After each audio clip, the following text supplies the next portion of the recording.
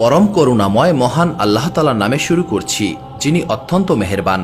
মহান আল্লাহ তাআলা তার আখিরি নবী হযরত মুহাম্মদ সাল্লাল্লাহু আলাইহি সাল্লামের সম্মান এবং মোহাব্বত শুধুমাত্র মানুষের মধ্যে নয়, সমগ্র বিশ্ব জাহানের উপরে রেখেছেন।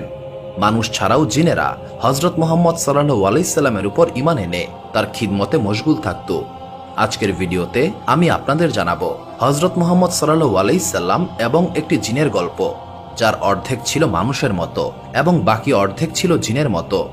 এই গল্প শুনে আপনারা সত্যি অবাক হবেন। আর সে ছিল একজন সাহাবী জিন। আর এই জিন রাসূলুল্লাহ সাল্লাল্লাহু আলাইহি সাল্লামের একটি হাদিস বর্ণনা করেছে। সাহাবী জিনের সেই হাদিস আজকের ভিডিওতে আমি আপনাদের জানাবো।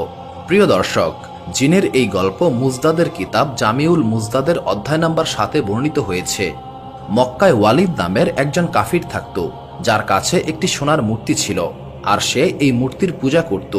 একদিন এই মূর্তি থেকে আওয়াজ আসে, মুহাম্মদ সাল্লাল্লাহু আলাইহি সাল্লাম আল্লাহ তাআলার রাসূল নয়, তোমরা তার কথায় সাড়া দিও না। এই কথা শুনে ওয়ালিদ অনেক খুশি হয় এবং সে বাইরে এসে তার বন্ধুদেরকে বলে, মুবারক বন্ধুরা, আজকে আমার মাবুদ আমাকে বলেছে মুহাম্মদ সাল্লাল্লাহু আলাইহি সাল্লাম আল্লাহর রাসূল নয়। এই কথা শুনে সবাই ওয়ালিদের ঘরে আসে আর দেখে সত্যি মূর্তি এই কথা বলছে। এটি দেখে তারাও অনেক খুশি হয়, আর এই খুশিতে তারা ওয়ালিদের ঘরে একটি বড় জমায়েতের আয়োজন করে। আর তারা এই জমায়েতে রাসূলুল্লাহ সাল্লাল্লাহু আলাইহি সাল্লামকেও দাওয়াত দেয়, যাতে তিনিও মূর্তির মুখে এই কথা নিজের কানে শুনতে পান। এই খবর পেয়ে রাসূলুল্লাহ সাল্লাল্লাহু আলাইহি সাল্লাম তার সাহাবীদেরকে নিয়ে সেখানে উপস্থিত হন। আর তখন সেই মূর্তিটি বলে ওঠে, হে মানুষেরা, তোমরা শুনে রাখো, একমাত্র মুহাম্মদ সাল্লাল্লাহু আলাইহি সাল্লাম আল্লাহ তাআলার সত্যিকারের রাসূল। তার দেখানো পথ এবং দিন একমাত্র সত্য। তোমরা এবং তোমাদের গোত্র সবাই স্পষ্ট গুমরাহিতে রয়েছ। তোমরা যদি মুহাম্মদ সাল্লাল্লাহু আলাইহি সাল্লামের উপর ঈমান না নিয়ে আসো, তবে তোমরা অবশ্যই জাহান্নামে যাবে। তোমরা নিজের বুদ্ধিকে খাটাও এবং রাসূলুল্লাহ সাল্লাল্লাহু আলাইহি সাল্লামের কথা মেনে চলো। মূর্তির এই কথা শুনে ওয়ালিদ অনেক ঘাবড়ে যায় এবং সঙ্গে সঙ্গে সেই মূর্তিটিকে ভেঙে ফেলে। দর্শক, এই ঘটনার পরে রাসূলুল্লাহ সাল্লাল্লাহু আলাইহি সাল্লাম যখন সেখান থেকে ফিরে আসছিলেন, পথে তার এক ঘোড়ায় বসা লোকের সঙ্গে দেখা হয়। তার হাতে ছিল তলোয়ার, আর সেই তলোয়ার থেকে রক্ত ঝরছিল। রাসূলুল্লাহ সাল্লাল্লাহু আলাইহি সাল্লাম জিজ্ঞাসা করলেন, তুমি কে? তখন সে উত্তর দেয়, ইয়া রাসূলুল্লাহ সাল্লাল্লাহু আলাইহি সাল্লাম, আমি একজন জিন এবং আমি আপনার একজন গোলাম, একজন মুসলিম। আমার নাম মুহাইন বিন আল আবার। আমি কিছুদিনের জন্য ঘরের বাইরে গিয়েছিলাম, আর আজ যখন ফিরে আসি তখন দেখি আমার ঘরের সবাই কান্না করছে। পরে জানতে পারি একজন কাফের জিন ছিল, যার নাম ছিল মাসফার। সে ওয়ালিদের ঘরে প্রবেশ করে রাসূলুল্লাহ সাল্লাল্লাহু আলাইহি সাল্লামের নামে আজেবাজে কথা বলেছে, এবং সে আজকেও এমনটাই করতে চেয়েছিল। তখন আমার প্রচণ্ড রাগ হয়, তাই আমি তাকে রাস্তায় হত্যা করেছি। আর আমি নিজেই ওয়ালিদের মূর্তির মাঝে প্রবেশ করি, আর সেখানে আপনি যা যা শুনেছেন তার সবই আমি বলেছি। প্রিয় দর্শক, যখন রাসূলুল্লাহ সাল্লাল্লাহু আলাইহি সাল্লাম এই সমস্ত ঘটনা সেই মুসলিম জিনের কাছে শুনলেন, তখন তিনি অত্যন্ত খুশি হলেন এবং এই জিনের জন্য তিনি মহান আল্লাহ তাআলার কাছে দোয়া করলেন। নবুয়ত প্রাপ্তির পর যখন রাসূলুল্লাহ সাল্লাল্লাহু আলাইহি সাল্লাম মদিনায় একটি মসজিদে বসেছিলেন, সেখানে এক জিন এসে হাজির হয়, যে ছিল অর্ধেক মানুষ এবং বাকি অর্ধেক জিনের বেশে। সেই জিনের চুল ছিল প্রায় 40 হাত লম্বা। সেই জিন যখন সেখানে হাজির হয়, তখন সবাই ভয় পেয়ে পালিয়ে যায়, আর অনেকে বলতে থাকে, ইয়া রাসূলুল্লাহ সাল্লাল্লাহু আলাইহি সাল্লাম, আমাদেরকে এই মুসিবত থেকে রক্ষা করুন। ওই জিনটি তখন সরাসরি নবীজির দিকে এগিয়ে আসছিল, আর সে বলতে লাগলো, তোমরা কেন ভয় পাচ্ছ? আমি তো তোমাদেরই একজন। তখন জিনটি বলে, ইয়া রাসূলুল্লাহ সাল্লাল্লাহু আলাইহি সাল্লাম, আমি আপনার নিকট একটি আরজ নিয়ে এসেছি। তখন রাসূলুল্লাহ সাল্লাল্লাহু আলাইহি সাল্লাম জিজ্ঞাসা করলেন, তোমার ইচ্ছা কি? তখন সেই জিনটি বলে, ইয়া রাসূলুল্লাহ সাল্লাল্লাহু আলাইহি সাল্লাম, আপনি দেখতে পাচ্ছেন আমার শরীর থেকে রক্ত ঝরছে, আর আমার হাত খেজুরের ডাল দিয়ে বাঁধা।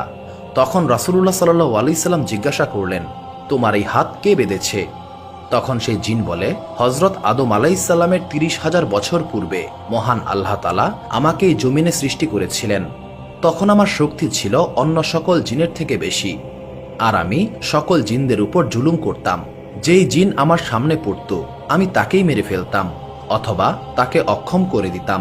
একদিন আমার সামনে দিয়ে খুব সুন্দর একজন যুবক যাচ্ছিলেন, যে জিন জাতির অন্তর্ভুক্ত ছিল না। আমি তখন ভেবে নিলাম একে আমি মেরে ফেলব। আমি সেই যুবককে জিজ্ঞাসা করলাম, আমি কি তোমাকে মেরে ফেলবো নাকি ছেড়ে দেব? সেই যুবক তখন জিজ্ঞাসা করল, তুমি এমনটা কেন করবে? আমি বললাম, এটি আমার মনের ইচ্ছা, আমি হত্যা করে অনেক মজা পাই। তখন সেই যুবক আমাকে জিজ্ঞাসা করল, তুমি আজ পর্যন্ত কতজনকে হত্যা করেছ আর কতজনকেই বা ছেড়ে দিয়েছ? আমি বললাম, এর হিসাব অগণিত। তখন সেই যুবক বলল, আজ আমি তোমার সকল হিসাব খতম করে দেব। এই কথা শুনে আমার অনেক রাগ হয়ে গেল। আমি তার উপর হামলা করলাম, কিন্তু সেই যুবক আমার সকল হামলা বিফল করে দিল আর সে আমাকে একটি থাপ্পড় মারল। আমি তার এক থাপ্পড়েই বেহুশ হয়ে যাই। তারপর সেই যুবকটি আমাকে খেজুরের পাতা দিয়ে বেঁধে ফেলল। আমার ভেতরে যত শক্তি ছিল তার এক থাপ্পড়েই সব শেষ হয়ে গেল। আমি তার কাছে অনেক মিনতি করলাম আমাকে মাফ করে দেওয়ার জন্য, কিন্তু সে আমার কোনো কথাই শুনল না। সে আমার নজর থেকে গায়েব হয়ে গেল। আমি আমার কাউমের নিকট যাই, কেউ আমাকে সাহায্য করতে পারেনি, কেউ আমার বাঁধন খুলে দিতে পারেনি, সবাই বিফল হয়ে চলে যায়। এরপর মহান আল্লাহ তাআলা হযরত আদম আলাইহিসসালামকে দুনিয়াতে পাঠালেন। আমি তার কাছেও গেলাম, কিন্তু তিনি আমারই বাঁধন খুলে দেননি।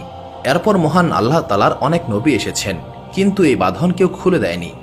এরপর আমি হযরত ইব্রাহিম আলাইহিসসালামের কাছে যাই, তাকে সব ঘটনা খুলে বলি।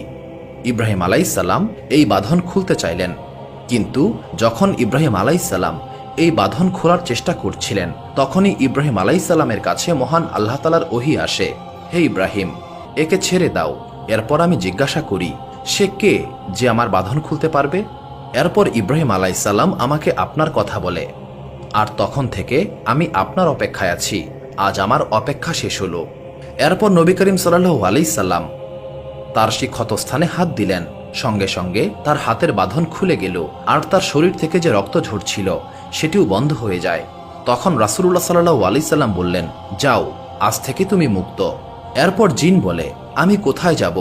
1000 বছর পর আমি আজ আপনাকে পেয়েছি, আপনাকে ছেড়ে আমি কোথাও যাব না। প্রিয় দর্শক, এই কাহিনীটি কি সত্য নাকি মিথ্যা সেটা একমাত্র মহান আল্লাহ তাআলাই জানেন, কিন্তু এটা সত্য যে মহান আল্লাহ তাআলা জিনের থেকে মানুষকে বেশি শক্তিশালী করে সৃষ্টি করেছেন। মহান আল্লাহ তাআলা মানুষকে আশরাফুল মাখলুকাত করেছেন।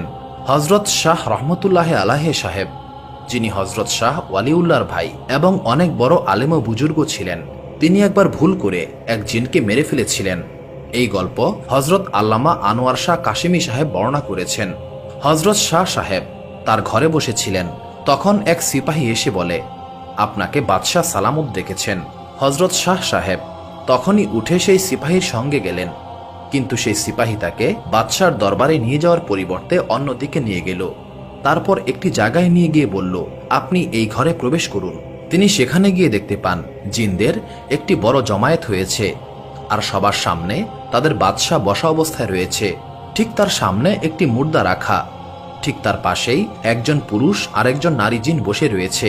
তখন সেই দুইজন শাহ সাহেবের প্রতি ইশারা করে, এই লোকটি আমাদের ছেলেকে হত্যা করেছে, আমরা এর প্রতিশোধ নেব। শাহ সাহেব সমস্ত ঘটনায় বুঝতে পারলেন। তিনি বললেন, তোমরা এমনটা করতে পারো না, কারণ হাদিসে রয়েছে কোনো জিন যদি তার রূপ পরিবর্তন করে আর তাকে ভুলবশত কেউ হত্যা করে ফেলে, তবে এর প্রতিশোধ নেওয়া নাজায়েজ হবে। তখন সেই জিনের বাদশাহ জিজ্ঞাসা করে, এই হাদিস কি সত্য? আর এই হাদিস কি রাসূলুল্লাহ সাল্লাল্লাহু আলাইহি সাল্লামের তরফ থেকে বর্ণিত হয়েছে? তখন সেই জমায়েতে রাসূলুল্লাহ সাল্লাল্লাহু আলাইহি সাল্লামের একজন সাহাবী জিন উপস্থিত ছিল।